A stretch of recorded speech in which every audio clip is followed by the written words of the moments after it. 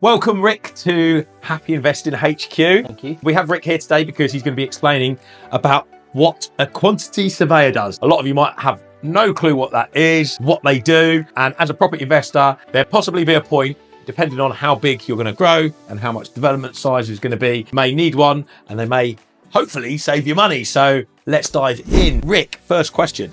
What is a quantity surveyor? Quantity surveyors in the industry, in simplest terms, we're considered to be the financial managers of a development.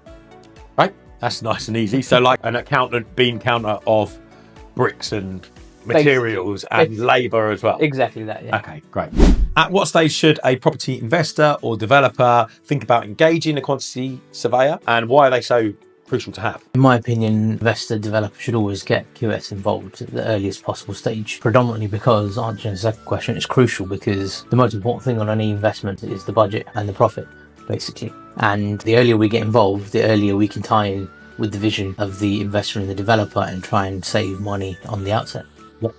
Right, great, thanks. So basically, just let's put it in like normal terms, if I was like, found a property, I thought was going to be a great deal, but I'm struggling a little bit with the build costs, haven't even bought the property. Yeah. You'd still advise, look, get us involved. Definitely, because we can, from the outset, with just your vision to say, I've got property and I want to convert it into, say, 2 flats, and we've got pricing elements that we can give you from that element, just, say, on a very outset, plus or minus 30% accuracy.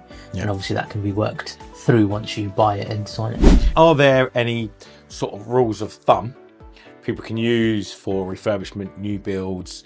I know there's sometimes square meterage calculations that anyone out there at the moment watching this might find really helpful. It's like, oh, I found this deal, I can use this rule of thumb to get to a number. Very early stage, if you're looking at a refurb, what used to be pre the Brexit and COVID days, it used to be a 750, 800, but it's gone up to 1,000. Is that square foot? Yeah, per square metre, sorry. Sorry, square metre. And then if you're doing a new build on residential, you're looking at about 2.5 to 2,750, 2,500, 2,750 per metre squared. That's good. Excluding a basement, I should say. Yes. If you're having a basement, then the basement's around just the basement, 3,500 a metre squared, and then the upper floors are 2.5 to 2,750 per metre squared. Yeah, that's some good rules of thumb, because I think sometimes you look at stuff and you think, okay, correct, yeah. And is there something like out of the ordinary, i.e. a basement, or you've got some sort of structure over a road, it's just not a standard build, then that's where you need to be a bit more careful. Correct, yeah. Okay. How do you help property investors and developers stick to budgets or budget accurately with such fluctuating labour and materials? It goes back to starting from the outset and understanding the vision. I think when you're starting through a project, you tend to sometimes lose what you started with, basically, because you get so stuck into the detail of everything. What we tend to do is ensure that we bring everything back to our initial discussions and remind the client that this is where we started with, and let's stick to these principles, and the constant reminder of, if you keep changing things are going to go up or down, basically. Yeah. With material and labour and things changing, like I said, fixing certain finishes, certain products at the outset and securing them, and also pushing the client to buy them, helps us achieve that cost certainty early on. Yeah, good stuff. Right, Rick, can you share any cost-saving tips that might help any developer or property investor when developing property? The biggest thing I always say to a lot of developers and investors is, and I'm going to go more towards a new build element, is people forget the shell and the core, so the substructure and the superstructure. Not saying that developers don't understand it, but once the shell is up, you can't actually change it and you're left with that, and that's your envelope as such. And then you've got to play with whatever's inside. Overlooking that technical part, and as a QS, you have to be very, very technical in everything that you understand. The substructure and the superstructure, the way that you can build those will help you save a lot of money, and also right to the end of the project, the finish items, the suppliers that you choose, blinds, roofing, and XYZ. If you choose them early on and you select them, because what tends to happen is investors have a portfolio that they want to use and they always want to use their own suppliers, but we can always save a lot of money working on those. It's the beginning and the end, the stuff in the middles just falls into place, and we can save. Good stuff. Good little tip there. Okay, Rick, next question. What are the common mistakes you see property developers and investors make when going on this journey of construction or refurbishment? I hate to say it, but underestimating the cost. I thought you were going to say that. And then overestimating the profits as well. Yeah. And that's exactly what you want. You want it to be low and you want the profit to be high. But when you set yourself unachievable cost, it's very difficult. And the biggest thing is people sometimes tend to leave out their market research.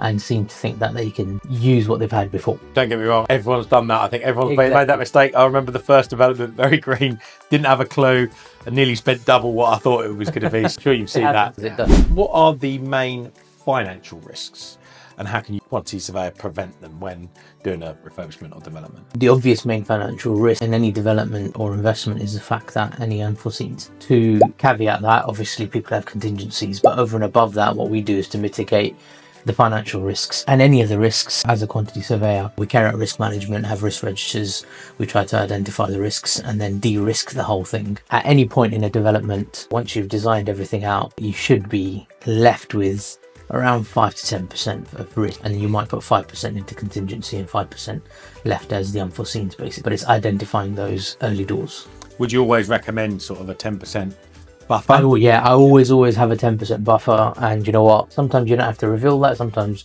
you do reveal it. It's between you as the QS and your investor. Always keep that 10% because you just don't know what's going to happen. Yeah, cool. Thanks. Good tip.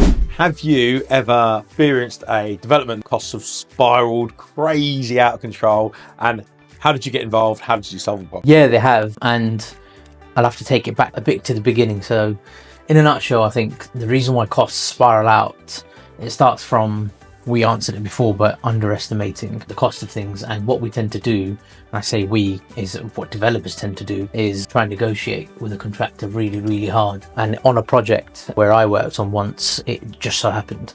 Now, how do we realise what was happening? Not enough labour force on site, suppliers not coming, subcontractors not coming, and the questions were raised. And then things started to steep up, where a lot of extension of time, variations, everything was coming. I think, what's going on? Had to sit down with the contractor and got the client to the table. In a nutshell, it was underestimated, and I knew that from the outset. Developers sometimes try and push, and if the contractor agrees, you think they can afford it. The warning signs were the fact that the job was getting delayed, and that just means ka-ching, cost is going to go up. Ultimately, we sat down, we agreed, adjusted the program, and then agreed an additional sum for the contractor for their labour, and everything started to come back into place. Yeah, because it must be disheartening for someone who know they're going to lose money. They're in a tough, they've signed up for something that they didn't do their diligence properly, I suppose, from the contractor's perspective. Exactly, and it's always good to be open and honest in my view, and it's got to be fair and square for both sides. And yeah, sometimes I know that the contractor's being pushed. If the client struck a deal with the contractor at the end of the day and they agreed to it, the contractors, in my opinion, should be open and honest to say, like, we can't afford this, basically, we're not going to be able to do it. It being in the back of their head, and they kind of, well, I was squashed by 150k, I need to make that back. So say I've got a development deal and I've got the drawings, everything's ready to go, like a spec pack and everything. Can I just hand that to you? And do you go out and get the quotes for the contractors and you've got contacts?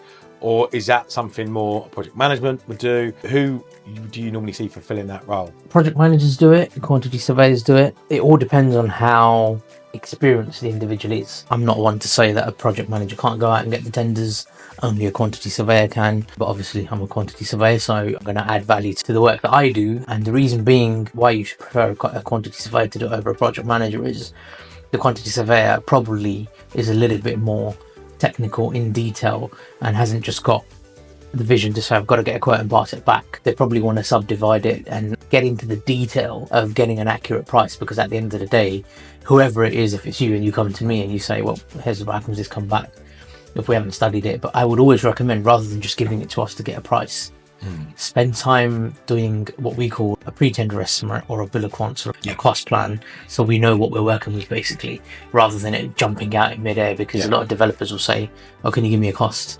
And hold on, well, you haven't asked me to cost it, and I can't just pluck it in the air, especially if you've got a pack of drawings. That means you've got to have a level of detail of design, and that means a level of detail cost should come back as well. Yeah, makes sense. I kind of think project managers, obviously their skill is meant to be building.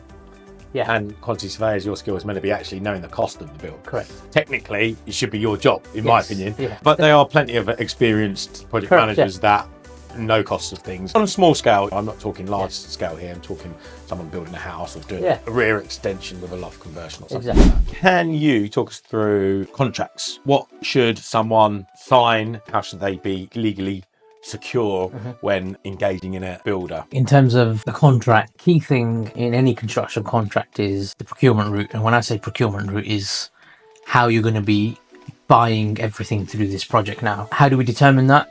We have the triangle of time, cost and quality. And unfortunately, you can only have 2 of them. Everybody seems to think that you can have all 3, but you can't. Can you just explain that? So basically, you've got time, cost, and quality. Okay. As the 3 triangles, time, cost, and quality, and time being at the top, you can only circle 2 of them together.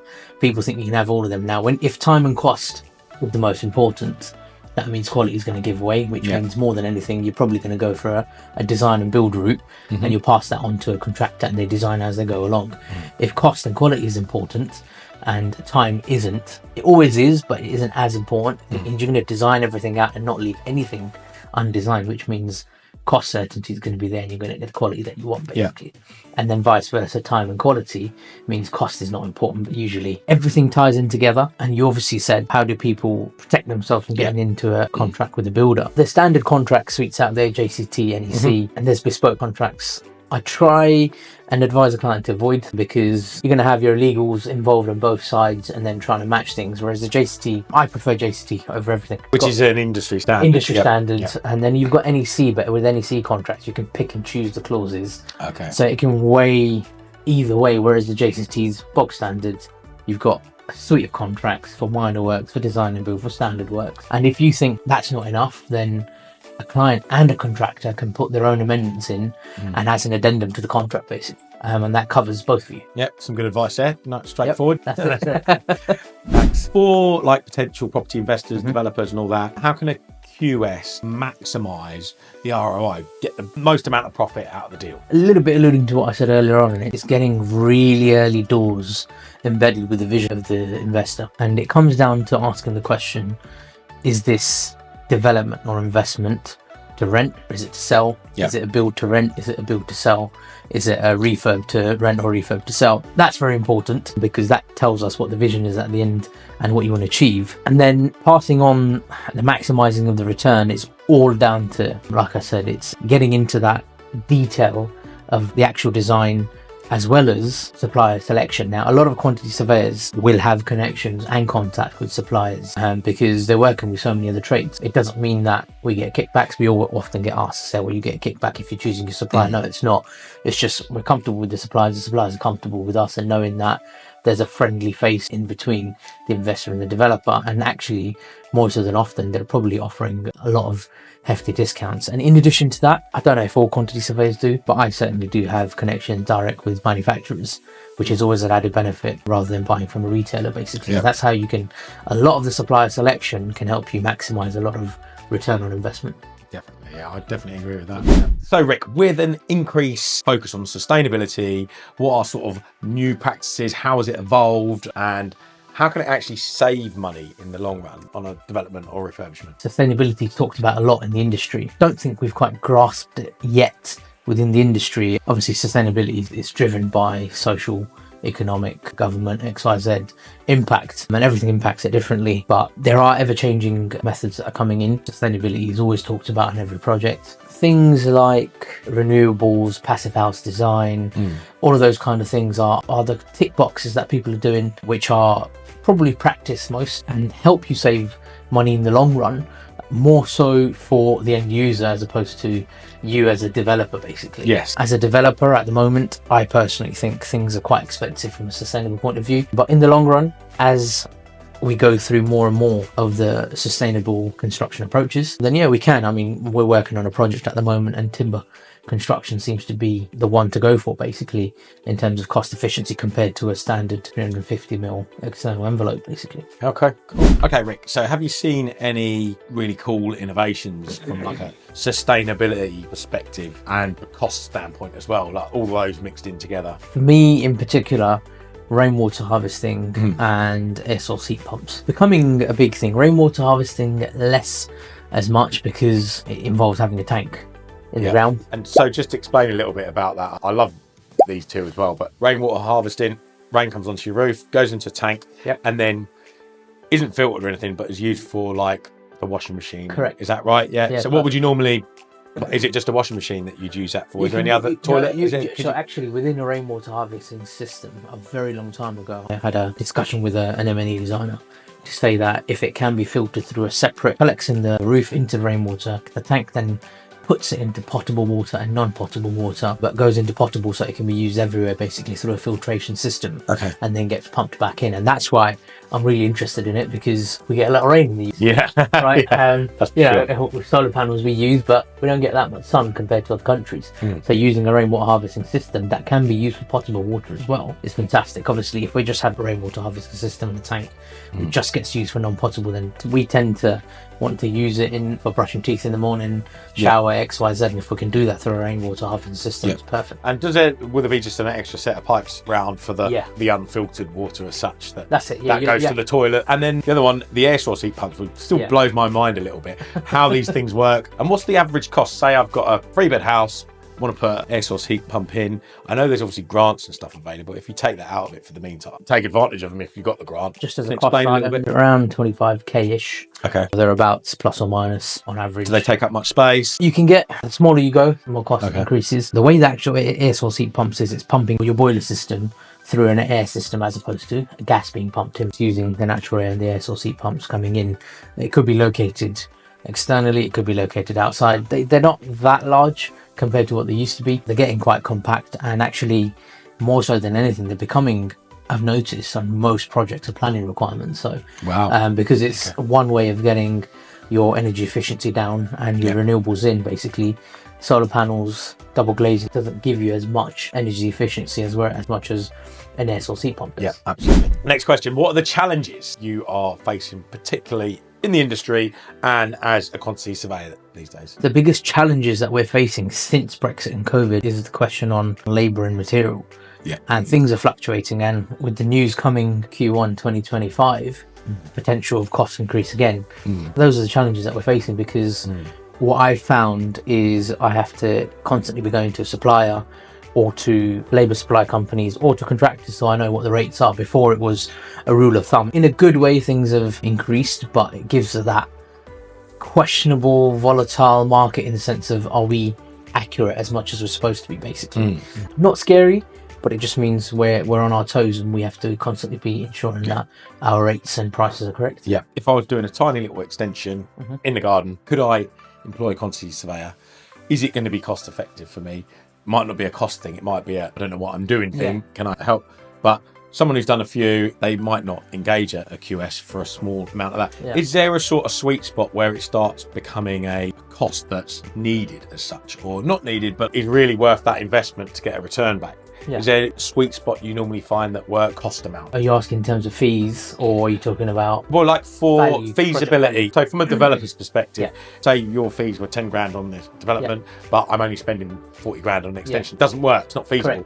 But obviously if I'm building 10 houses, that's a different matter altogether. Is there a sweet spot of a cost spend? So I don't know, I'm spending $1 million, then it's worth engaging in a... We get appointed sometimes, less more so on an extensions, but an entire refurb, it's like 350, $500,000 up. It's probably an area where an investor and developer will feel comfortable spending 10 plus or whatever the fee is US on a project. For a 40k, paying 50k on top when things are a little bit tight for an extension, it probably doesn't sit well for us as a QS. It will happily do it. For an investor and a developer, I think they'll struggle to want to spend that themselves, basically. So it may well be just having QS on the other end of the phone on an hourly or a retainer fee for advice, and having them on call rather than a full-blown QS package throughout the entire... That's a good idea. I've never really thought of that, actually, to be fair. If you're doing a small project, you could speak to a QS and get them on a retainer. That's it.